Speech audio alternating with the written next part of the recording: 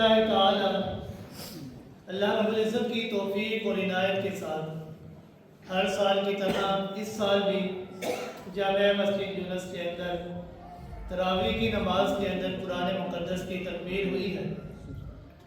وہ تمام حضرات جنہوں نے اس قرآن مقدس کی تلاوت کو سنا اور وہ حفاظ کرام جنہوں نے قرآن مقدس کی تلاوت کی، سارے کے سارے مبارکباد کے مستحق ہیں۔ اللہ رب العزت قرآن مقدس کی تلاوت کرنا اور آپ حضرات کے اس قرآن مقدس کی تلاوت کو سننا اپنی بارگاہ کے اندر قبول و منظور فرما لے اور ہم سب کے لیے اس کو باعث نجات بھی بنا دے۔ یہ رمضان المبارک کا مہینہ جو کہ اپنے اختتام کو پہنچنے ہی والا ہے، ایک دو دن باقی رہ گئے ہیں۔ یہ رمضان کا مہینہ ایک بڑا ہی برکتوں والا، رحمتوں والا اور مغفرت والا مہینہ ہے۔ اس رمضان المبارک کے مہینے کا اللہ رب العزت نے قرآن مقدس کے ساتھ بہت ہی اعلیٰ اور عمدہ جوڑ بنایا ہے۔ آپ صلی اللہ علیہ وسلم نے فرمایا الصیام والقرآن یشفعان، کہ یہ روزہ اور یہ قرآن یہ کل قیامت والے دن اللہ کی بارگاہ میں آئیں گے اور ایک بندہ مومن کے لیے جھگڑا کریں گے اللہ سے۔ روزہ کہے گا یا اللہ اس نے سارا مہینہ جو روزے والی عبادت تو نے ان کے اوپر فرض کی تھی، اس نے اس فرض کو ادا کیا، سارا دن اپنے آپ کو کھانے پینے سے، خواہشات نفسانیہ سے روکے رکھا۔ یا اللہ اس کو بھوک کی بہت اشد ضرورت تھی، کھانا بھی سامنے تھا، پانی بھی سامنے تھا، ہر چیز سامنے میسر تھی، کوئی دیکھنے والا نہیں تھا، لیکن اس نے اپنے آپ کو روکے رکھا۔ کس وجہ سے؟ کیا وجہ تھی جو یہ اپنے آپ کو روک رہا تھا؟ وہ تھا اللہ تیرا حکم۔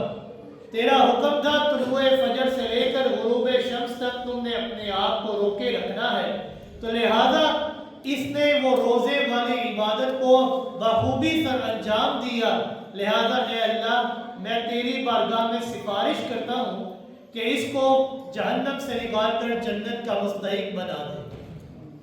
پھر قرآن آ جائے گا، قرآن کہے گا یا اللہ دن کو اس نے روزہ رکھا، دن کو تیرے احکام کی تعمیل کی، لیکن رات کو بھی اس نے یوں ہی نہیں گزار دیا بلکہ رات کو قیام کیا، تیری بارگاہ میں کھڑے ہو کر پورے قرآن کی تلاوت کو سنا، اس کو سمجھا، اس کے اوپر عمل کرنے کی کوشش کی۔ تو یا اللہ میں بھی سفارش کرتا ہوں، میری سفارش کو بھی قبول کر کے اس کو جنت کا مستحق بنا دے۔ تو یہ رمضان اور قرآن ان دونوں کا آپس میں بڑا ہی گہرا تعلق ہے۔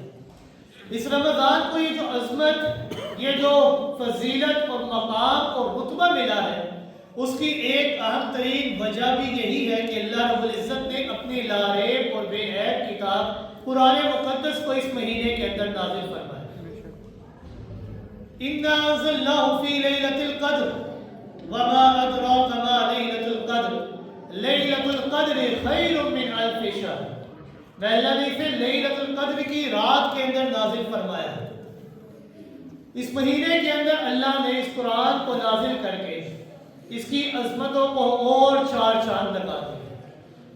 روزے کی فرضیت تو دیگر امتوں کے پاس بھی تھی، کسی نے 3 دن کے روزے رکھے، کسی نے ایام 20 کے روزے رکھے، کسی نے عاشورہ کا روزہ رکھا، کسی نے 40 دن کے روزے رکھے، کسی نے 6 مہینے لگاتار روزے رکھے، لیکن یہ رمضان جیسا عظیم الشان مہینہ یہ اللہ رب العزت نے امت محمدیہ صلی اللہ علیہ وسلم کے حصے کے اندر دیا کہ جس مہینے کے اندر انسان اگر کوئی نیکی کرتا ہے تو اللہ رب العزت انسان کے ثواب کو کئی گنا تک بڑھا دیتے ہیں۔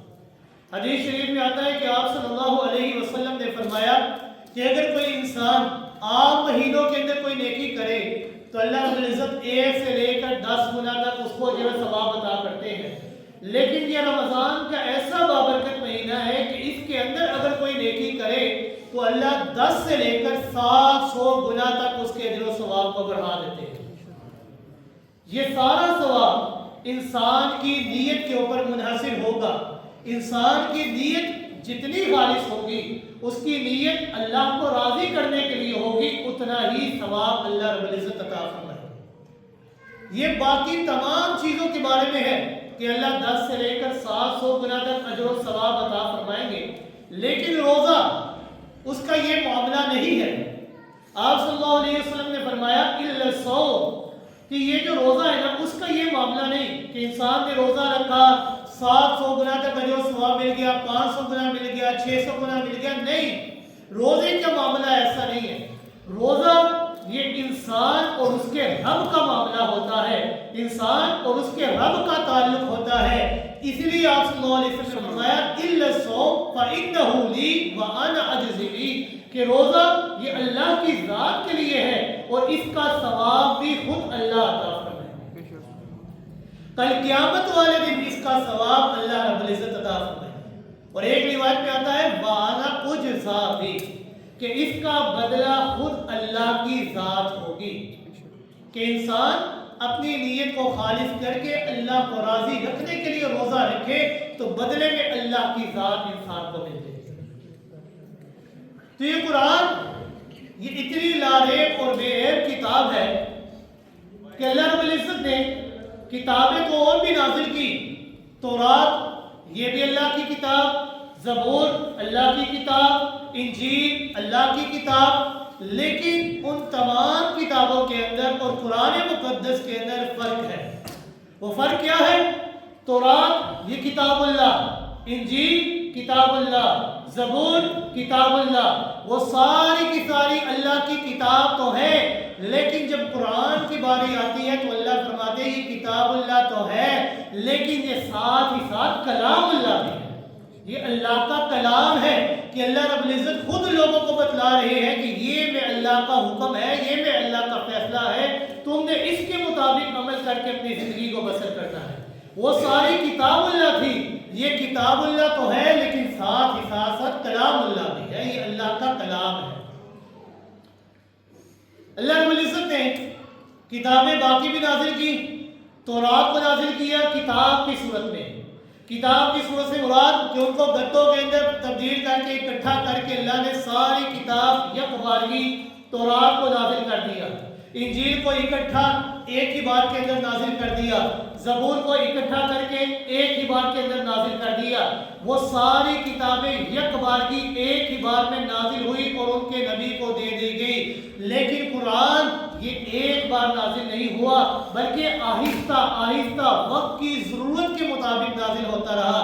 کبھی مکہ کی گلیوں میں نازل ہوتا تو کبھی مدینہ کی گلیوں میں نازل ہوتا، کبھی بدر کے میدان میں نازل ہوتا تو کبھی احد کے میدان میں نازل ہوتا، کبھی تبوک کے میدان میں نازل ہوتا تو کبھی خیبر کے میدان میں نازل ہوتا۔ یہ قرآن یہ آہستہ آہستہ نازل ہوا ہے۔ باقی ساری کتابیں اکٹھی نازل ہوئی، اکٹھی نازل ہونے کے بعد اس دنیا کے اندر جب آتی ہے تو وہ ٹکڑے ٹکڑے ہو جاتی ہے، جدا جدا ہو جاتی ہے، لیکن یہ قرآن یہ ٹکڑے ٹکڑے ہو کر آہستہ آہستہ ہو کر نازل ہوئی ہے، وقت کی ضرورت کے مطابق نازل ہوئی ہے، لیکن جب ٹکڑے ٹکڑے نازل ہو کر اس کائنات کے اندر آتی ہے اور آ کر ایسے جڑ جاتی ہے کہ ساری کائنات مل کر بھی اس قرآن کا بار بھی باتہ نہیں کر سکتے۔ اس لیے اللہ رب العزت نے فرمایا ذالک الکتاب لا ریب فیہ، یہ ایسی کتاب ہے کہ جس کے اندر ذرا برابر بھی شک و شبہ کی گنجائش نہیں ہے۔ کیوں گنجائش نہیں ہے؟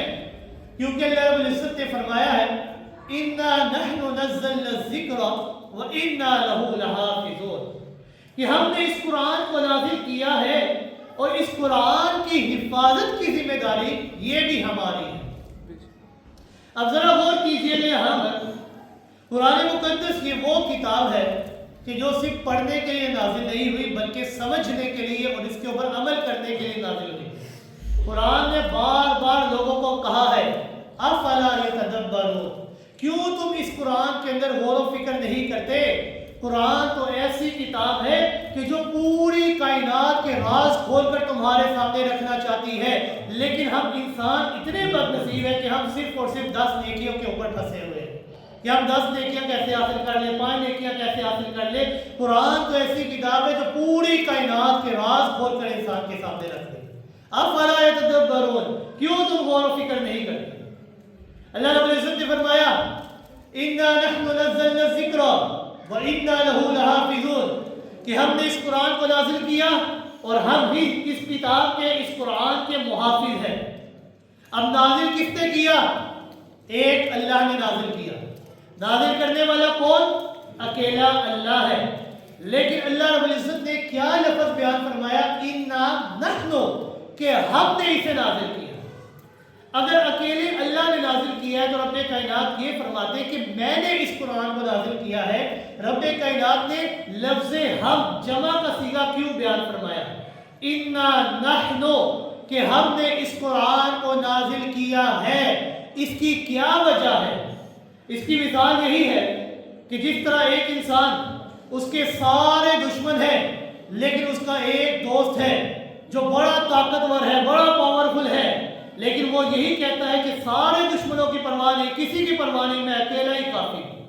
اللہ رب العزت نے اس آیت کے اندر بھی اسی پاور کو، اسی طاقت کا اظہار فرمایا ہے کہ ساری کائنات بھی مل جائے نا اس قرآن کے اندر رد و بدل کرنے کے لیے، اس قرآن کے اندر رد و بدل نہیں کر سکتی۔ کیوں؟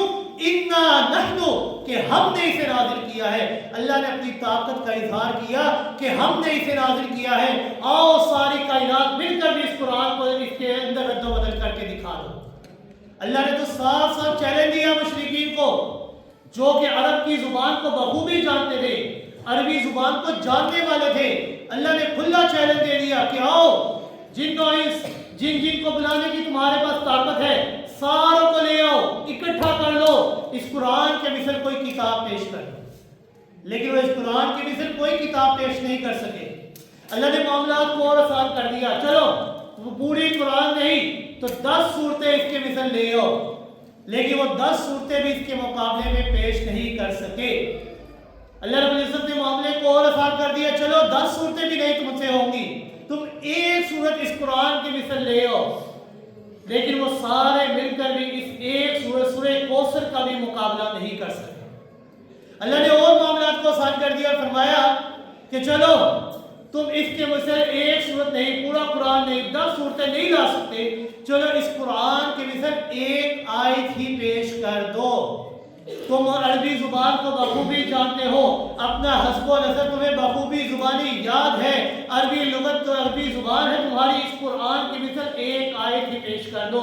لیکن ساری کائنات، سارے جن و انس مل کر بھی اس قرآن کے مثل ایک آیت بھی پیش نہیں کر سکتے۔ کیوں پیش نہیں کر سکتے؟ انا نحن نزلنا الذکر وانا له لحافظون، کہ اس کی حفاظت کا ذمہ اکیلے اللہ کے پاس ہے، پوری کائنات مل کر بھی اس کا مقابلہ نہیں کر سکتی۔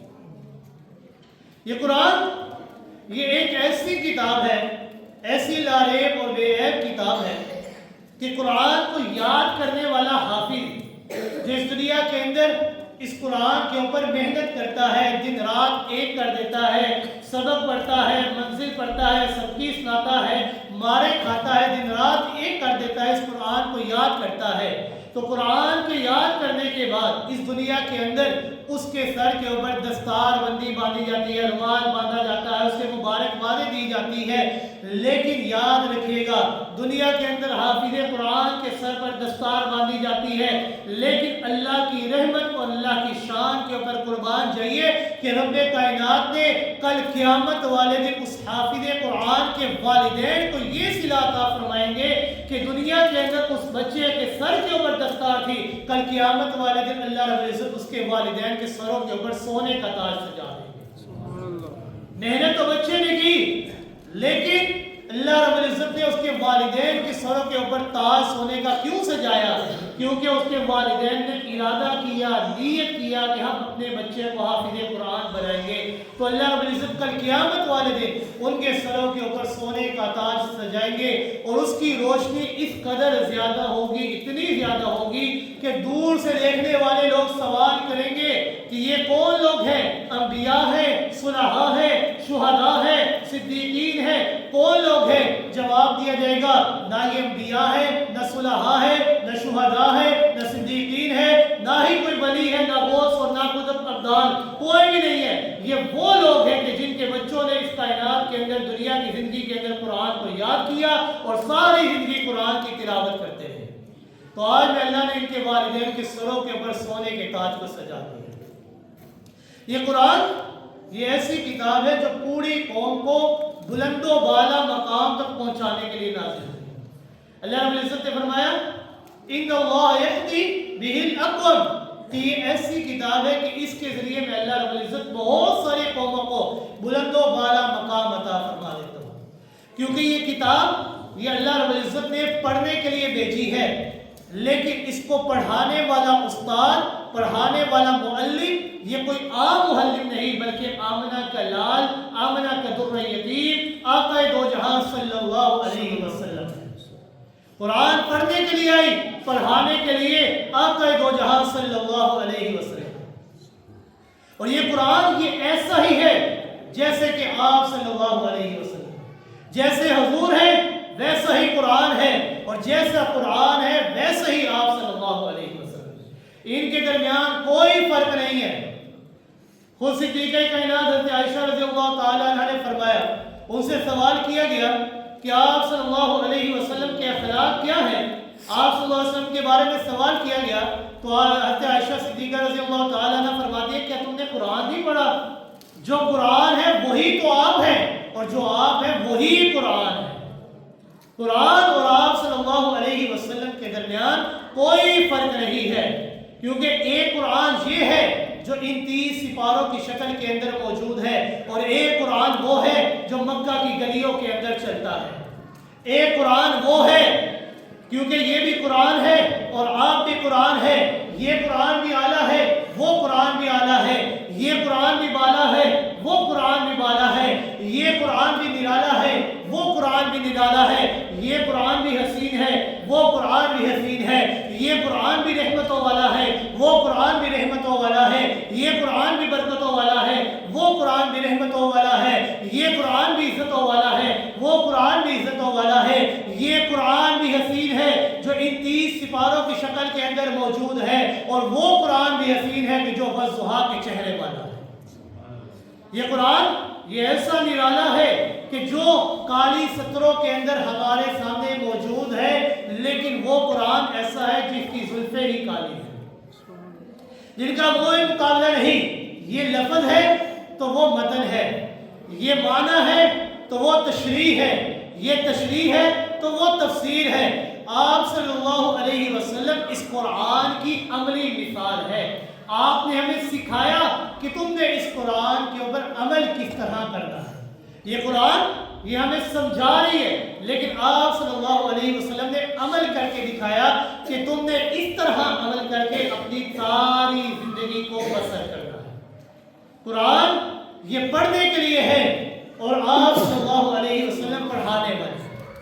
قرآن مقدس یہ ایسی کتاب ہے کہ اللہ رب العزت نے ارشاد فرمایا یا ایھا الناس قد جاءکم الرسول بالحق من ربکم، کہ لوگوں میں اللہ نے تمہارے درمیان اپنا رسول، اللہ رب العزت نے صرف رسول نہیں فرمایا بلکہ الرسول فرمایا. الف لام کا اضافہ کیا خاص ذکر کرنے کے لیے کہ اے لوگوں میں اللہ نے تمہارے درمیان اپنا خاص رسول یعنی آقا دو جہاں صلی اللہ علیہ وسلم کو بھیجا ہے. وہ خاص رسول ہے جو آخری نبی ہے، جن کے اوپر نبوت کا دروازہ ہمیشہ ہمیشہ کے لیے بند ہو چکا ہے. میں نے اپنے آخری نبی کو تمہارے درمیان بھیج دیا ہے. کیا دے کر بھیجا؟ اللہ رب العزت نے فرمایا بالحق، اللہ نے حق کو دے کر بھیجا ہے. یہ با اور حق یہ دونوں آپس میں جڑے ہوئے ہیں. حق سے کیا مراد؟ حق سے مراد یہ قرآن ہے. میں اللہ نے تمہارے درمیان اپنا رسول دے کر بھیجا جو حق لے کر آیا ہے، یہ قرآن لے کر آیا ہے کہ جس کے اندر ذرا برابر بھی شک و شبہ کی کوئی گنجائش نہیں ہے، کیونکہ یہ ہدایت ہے لوگوں کے لیے، یہ خدا ہے. تو آپ صلی اللہ علیہ وسلم کی ذات ہادی ہے، ہدایت دینے والی ہے. آپ نے ہمیں بتایا کہ تم نے اس طرح عمل کرنا ہے. اللہ رب العزت نے فرمایا شہر رمضان الذی انزل فیہ القرآن ھدی للناس، کہ یہ قرآن جس کو ہم نے رمضان کے مہینے میں نازل فرمایا ہے یہ ایسی لا ریب اور بے عیب کتاب ہے ھدی للناس، جو لوگوں کو ہدایت دینے کے لیے کافی ہے۔ جب اللہ نے اس کتاب کو نازل کر دیا، اب کسی نبی کے آنے کی ضرورت نہیں ہے، اب کسی اور کتاب کے آنے کی ضرورت نہیں ہے۔ ھدی للناس، تا قیامت ہدایت اگر چاہیے انسان کو تو اسی کتاب سے ملے گی۔ اس کتاب کے علاوہ اگر کوئی انسان کہیں اور سے ہدایت کو تلاش کرے گا تو وہ گمراہ ہو جائے گا۔ ھدی للناس، یہ کتاب ہدایت ہے لوگوں کے لیے، لیکن اللہ رب العزت نے واضح کر دیا ہدایت تو ہے لوگوں کے لیے، صاف اور بیان فرمایا ھدی للناس، لوگوں کے لیے ہدایت تو ہے، تمام لوگوں کے لیے ہدایت ہے، سارے لوگ مل کر اس کتاب سے ہدایت حاصل کر سکتے ہیں، لیکن یہ کتاب انہی لوگوں کو فائدہ دے گی کہ جن کے دل کے اندر تقوی کی دولت موجود ہے۔ ھدی للناس تو ہے، لیکن مستفید ان لوگوں کے لیے ہے کہ جن کے دل میں تقوی کی دولت موجود ہے۔ اللہ رب العزت نے قرآن مقدس کے آغاز کے اندر لوگوں کو سمجھا دیا کہ یہ کتاب ھدی للناس تو ہے، لیکن فائدہ انہی لوگوں کو دے گی جن میں دلوں کے اندر تقوی موجود ہوگا۔ الف لام میم ذالک الکتاب لا ریب فیہ ھدی للمتقین، یہ کتاب ایسی کتاب ہے کہ جس کے اندر شک و شبے کی کوئی گنجائش نہیں ہے۔ ھدی للمتقین، یہ ہدایت مستفید فائدہ انہی لوگوں کو دے گی کہ جن کے دل کے اندر یہ تقوی کی دولت موجود ہو۔ اور یہ تقوی یہ انسان کے دل کے اندر پیدا کس طرح ہوگا؟ یہ روزہ جو ہے، یہ رمضان کا مہینہ جو اللہ نے ہمیں دیا، اس کا مقصد، اس کا لب لباب، اس کا خلاصہ ہی یہی ہے کہ انسان کے دل کے اندر اسی تقوی کو اجاگر کرے۔ تقوی ہے، لیکن اس کو اجاگر کرنے کے لیے، اس کو بڑھانے کے لیے اللہ رب العزت نے یہ رمضان کا مہینہ ہمیں دیا ہے۔ اللہ رب العزت نے فرمایا یا ایھا الذین آمنوا کتب علیکم الصیام کما کتب علی الذین من قبلکم لعلکم تتقون، یہ جو روزے میں اللہ نے تمہارے اوپر فرض کیے ہیں، ان کا مقصد، ان کی غرض و غایت، ان کا لب لباب یہی ہے لعلکم تتقون، تاکہ تمہارے دل کے اندر یہ تقوی کی دولت پیدا ہو جائے۔ رمضان کا مقصد تقوی کو انسان کے دل کے اندر پیدا کرنا، اور قرآن یہ مستفید انہی لوگوں کے لیے ہوگی کہ جن کے دلوں کے اندر یہ تقوی کی دولت موجود ہوگی۔ یہ قرآن ایسی لاریب اور بے عیب کتاب ہے کہ جو اپنا اپنے تعارف کے اندر کسی کا محتاج نہیں، بلکہ اپنا تعارف خود ہی کرواتی ہے۔ قرآن سے اگر سوال کیا جائے کہ یہ قرآن تو کس مہینے میں نازل ہوا، تو قرآن جواب دیتا ہے شہر رمضان الذی انزل فیہ القرآن۔ قرآن سے سوال کیا جائے تیری زبان کیا ہے، تو قرآن جواب دیتا ہے بلسان عربی مبین۔ قرآن سے سوال کیا جائے کہ تو کس رات کے اندر نازل ہوا ہے، تو قرآن جواب دیتا ہے انا انزلناہ فی لیلۃ القدر۔ قرآن ایسی کتاب ہے، دنیا کی جتنی کتابیں ہیں، دیگر جتنی بھی کتابیں ہیں، ساری کتابیں تعارف کا محتاج ہیں، ان کو تعارف کی ضرورت پڑتی ہے، انسانوں کو تعارف کی ضرورت پڑتی ہے، جو بھی بندہ ہے اس کو تعارف کی ضرورت پڑے گی، لیکن قرآن یہ ایسی کتاب ہے جس کو تعارف کی ضرورت نہیں، بلکہ اپنا تعارف یہ خود ہی کروا دیتی ہے۔ بس انسان غور و فکر کرنے والا ہو، انسان سمجھنے والا ہو، یہ قرآن ایک ایک چیز کھول کر ان کے سامنے رکھے، کیونکہ قرآن یہ ایسی کتاب ہے کہ جو اس کے اوپر عمل کرے گا دنیا میں بھی کامیاب ہوگا اور آخرت کے اندر بھی کامیاب ہوگا، لیکن وہ بندہ جس نے اس قرآن سے منہ پھیر لیا، جس نے اس قرآن سے اعراض کر لیا، دنیا میں بھی ذلیل و رسوا ہوگا اور آخرت کے اندر بھی ذلیل و رسوا ہوگا۔ رب کائنات نے صاف صاف اعلان فرما دیا ہے وَمَنْ أَعْرَضَ عَنْ ذِكْرِي فَإِنَّ لَهُ مَعِيشَةً ضَنكًا وَنَحْشُرُهُ يَوْمَ الْقِيَامَةِ أَعْمَىٰ، کہ رب کائنات نے فرمایا جس نے میرے اس ذکر قرآن سے اعراض کر لیا، میں اللہ رب العزت اسے اس دنیا کی معیشت کی تنگی کے اندر داخل کر دوں گا، اس کی معیشت کو، اس کے کاروبار کو، اس کے رزق کو تنگ کر دوں گا، اور پھر یہ دنیا کی سزا نہیں ہوگی بلکہ آخرت کے اندر بھی میں اللہ اس کو سزا دوں گا کہ میں اللہ رب العزت اسے اندھا کر کے اٹھاؤں گا۔ اندھا کر کے اٹھانے کی وجہ کیا ہے؟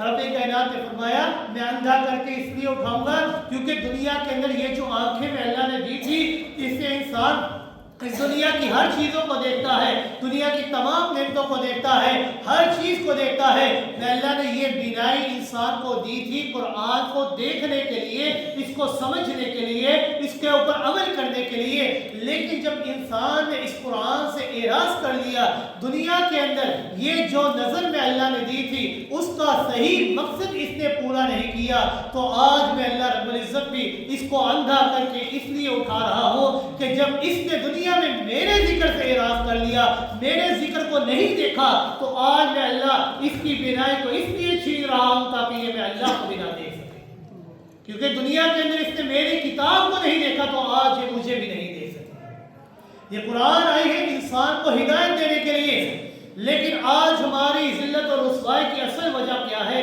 کہ ہم نے اس قرآن کو پسے پش ڈال دیا۔ ہم نے یہ سمجھ لیا ہے کہ قرآن کو پیٹھ کے پیچھے رکھنا اس کے اندر بیدبی ہے۔ یہ بیدبی نہیں، دراصل قرآن کی اصل بیدبی ہے کہ قرآن کو نہ پڑھنا۔ ہم نے قرآن کو غلاف میں اوپر لپیٹ کر اوپر الماری کے اوپر رکھ دیا کہ کہیں بچوں کے ہاتھ نہ لگ جائے، بچے بیدبی نہ کر دے۔ قرآن اس لیے نہیں آیا، قرآن آیا ہے پڑھنے کے لیے۔ ہم نے بچیوں کے سروں کے اوپر قرآن رکھ دیا کہ چلو قرآن کے سائے کے اندر ان کو رخصت کر دے، نہیں، قرآن اس لیے نہیں آیا۔ قرآن آیا ہے کہ اپنی بچیوں کو قرآن کی تعلیم دو، ان کو بتاؤ کہ قرآن کیا کہہ رہا ہے، ان کے اوپر عمل کر کے اپنی ساری زندگی کو بسر کرے۔ قرآن آیا ہے سمجھنے کے لیے، پڑھنے کے لیے، غور و فکر کرنے کے لیے۔ تو اللہ رب العزت سے دعا ہے کہ اللہ رب العزت ہمیں رمضان المبارک جیسے عظیم الشان مہینے کی جتنے بھی دن باقی رہ گئے ہیں ان کے اندر صحیح معنوں میں عبادت کرنے کی توفیق دے، اور قرآن کے اوپر اپنی ساری زندگی کو بسر کرنے کی توفیق عطا فرمائے۔ وما علینا الا البلاغ المبین۔ اور ایک اعلان سماعت فرما لیجیے کہ ہر سال